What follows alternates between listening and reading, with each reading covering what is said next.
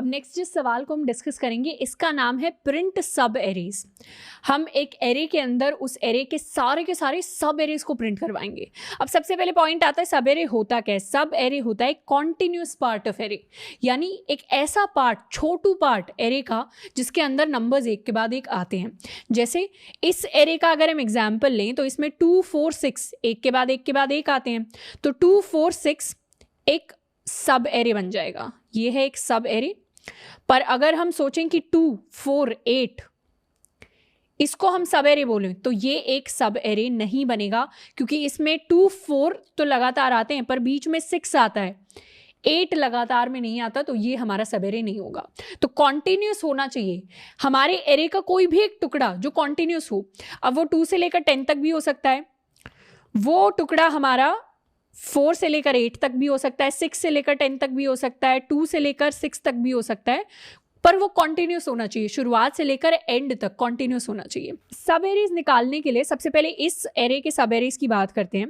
तो यहाँ पे सबसे पहले वो सब एरेज निकालते हैं जो 2 से शुरू होते हैं। तो 2 से शुरू होने वाले सब एरे होंगे 2 एंड 4, 2 4 6, 2 4 6 8, 2 4 6 8 एंड 10।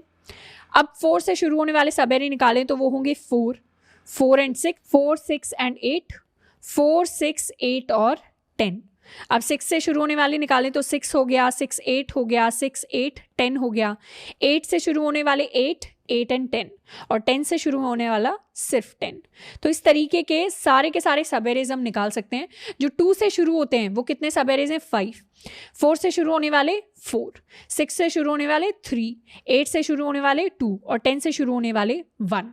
तो इस तरीके से हर n साइज का जो एरे होता है उसके अंदर n इंटू n+1/2 सब एरेज एग्जिस्ट करते हैं। और आप देखेंगे कि ये जो सब एरेज है ना वो हमने काफ़ी सिमिलर तरीके से निकाले। जैसे हमने पेयर्स निकाले थे, पेयर्स में याद है कैसे निकाले थे? पहले एक नंबर लिया था और उसके आगे वाला नंबर लिया था, फिर उससे आगे वाला नंबर, फिर उससे आगे वाला नंबर।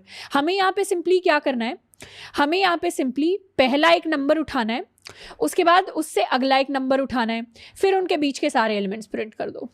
सेकेंड स्टेप में पहला एक नंबर उठाना है, दूसरा एक नंबर उठाना है, बीच के सारे एलिमेंट्स प्रिंट कर दो। तो ये हो गया, ये हो गया, ये हो गया।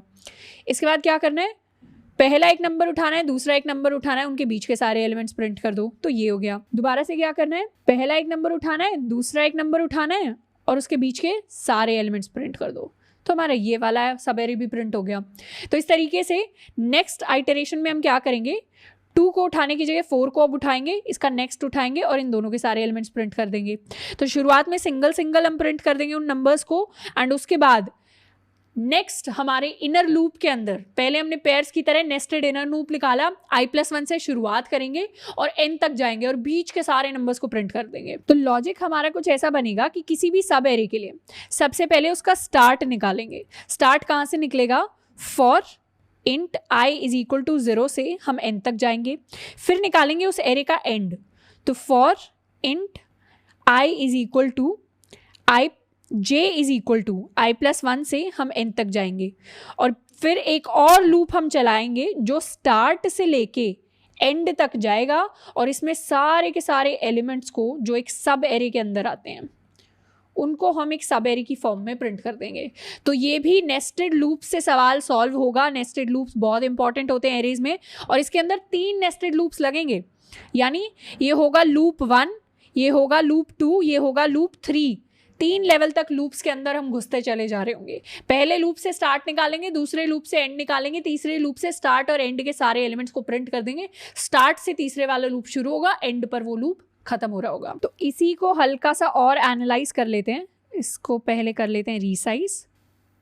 शुरुआत में स्टार्ट जो है, स्टार्ट बन जाएगा हमारा 2। अब एंड क्या क्या होंगे स्टार्ट के लिए, सबसे पहले एंड होगा 4, फिर एंड होगा 6, फिर एंड होगा 8, फिर एंड होगा 10। ये हमारी पेयर्स वाली स्ट्रैटेजी होगी। ये है i वाला लूप, ये है j वाला लूप। फिर हमें एक k वाला लूप लगाना है जिसमें हम प्रिंट कर देंगे। तो पहला पेयर हम इन दोनों को लेंगे, इन दोनों के लिए क्या प्रिंट होगा, 2 and 4। 2 को यहाँ पर 2 को अपने आप ही हम ऑटोमेटिकली प्रिंट कर लेंगे सिंगल एलिमेंट्स को यहाँ पे कंसिडर नहीं कर रहे अभी।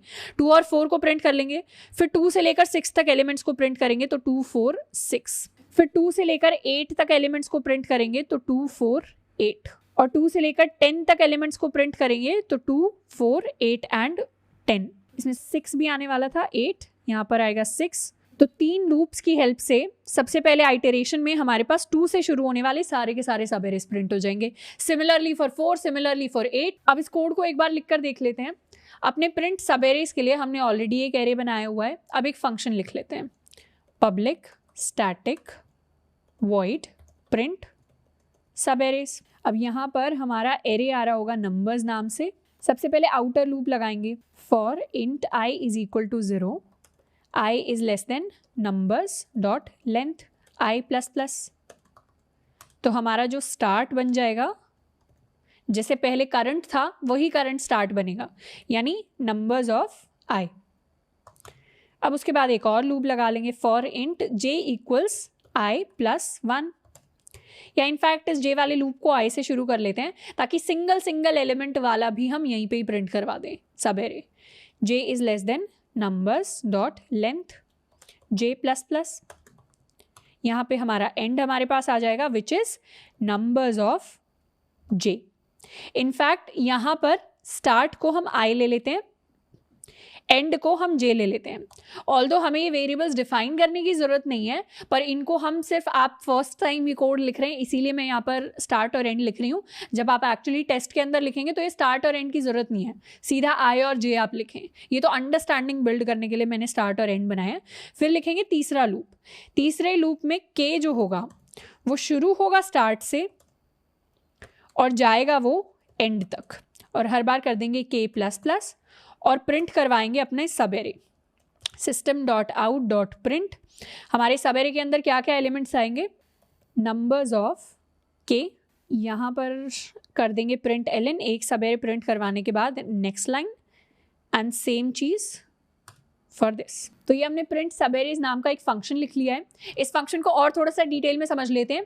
यहाँ पे हमने 0 से लेकर n तक लूप लगाया है जिसमें हम अपना स्टार्ट निकाल रहे हैं। यहाँ i से लेकर, यानी स्टार्ट से लेकर n तक लूप लगाया है जिसमें हम अपना एंड निकाल रहे हैं। इसको i+1 इसलिए नहीं रखा क्योंकि हमें सिंगल एलिमेंट वाला सब एरे भी चाहिए।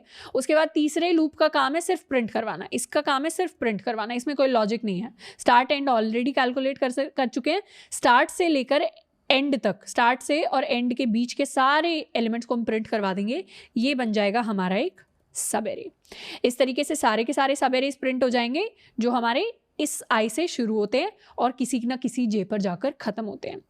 तो अपने मेन फंक्शन से कॉल लगा देंगे प्रिंट सब एरेज को, उसमें पास कर देंगे नंबर्स। इसको कर लेते हैं सेव एंड रन। तो ये हमारे सारे सब एरेज हमारे पास प्रिंट होकर आए। इनको एक बार ध्यान से देखते हैं। ये सारे जो वो हैं जो 2 से शुरू होते हैं, पहले 2, फिर 2 4, फिर 2 4 6, फिर 2 4 6 8, 2 4 6 8 10, फिर 4 से शुरू होने वाले सारे आ गए, फिर 6 से शुरू होने वाले सारे आ गए, फिर 8 से शुरू होने वाले सारे आ गए, एंड फिर आए 10 से शुरू होने वाले सब एरेज। तो इस तरीके से सारे सब एरेज हमारे पास आ गए। अब इनका टोटल निकालें तो इनका जो टोटल सब एरेज होने वाले, ts ले लेते हैं इसको, जैसे पहले tp लिया था टोटल पेयर्स, 0 से शुरू करते हैं, इंटीजर टाइप का ts। और यहाँ पे जैसे ही हम सब एरे को प्रिंट करवा रहे होंगे, यहाँ पे हमारा एक सब एरे प्रिंट होगा, ts को कर देंगे प्लस प्लस, और एंड में system dot out dot println total सब एरेज इक्वल्स ts। एक बार और अपने कोड को हम कर लेते हैं रन। तो इस बार हमारे लिए टोटल सब एरेज जो हैं वो हैं 15। अब ये 15 नंबर कैसे निकल कर आया, या तो आप इसको इस तरीके से ले लीजिए कि 2 से शुरू होने वाले सब एरेज जो 2 से शुरू होते हैं वो हैं 5, फिर 4 से शुरू होने वाले हैं 4, 6 से शुरू होने वाले हैं 3, 8 से शुरू होने वाले हैं 2, और 10 से शुरू होने वाले हैं 1। तो इस तरीके से 5 + 4 + 3 + 2 + 1 इज इक्वल टू हमारा 15। अब इसको सिंप्लीफाई करने का तरीका ये होगा कि ये होगा sum of n numbers. Sum of n numbers निकल कर आता है n × n + 1/2। तो ये होता है फॉर्मूला। अगर n साइज का आपका एरे है तो उसके अंदर टोटल नंबर ऑफ जो सब एरेज होंगे वो होंगे इतने। अब यहाँ पर मैं आपको एक होमवर्क प्रॉब्लम दे रही हूँ। जितने भी सब एरेज है ना उनको हमने प्रिंट तो करवा ही लिया। मैं चाहती हूँ आप उन सब एरेज का सबका सम निकालें।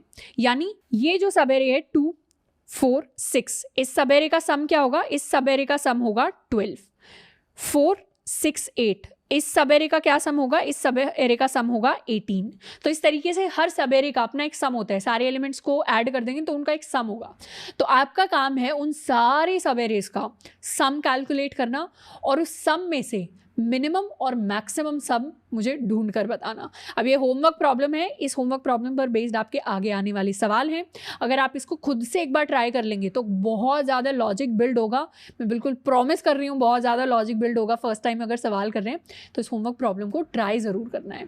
क्या करना है? सारे सब एरेज के लिए सम निकालना है और उसमें से मैक्सिमम और मिनिमम सम को प्रिंट कर देना है।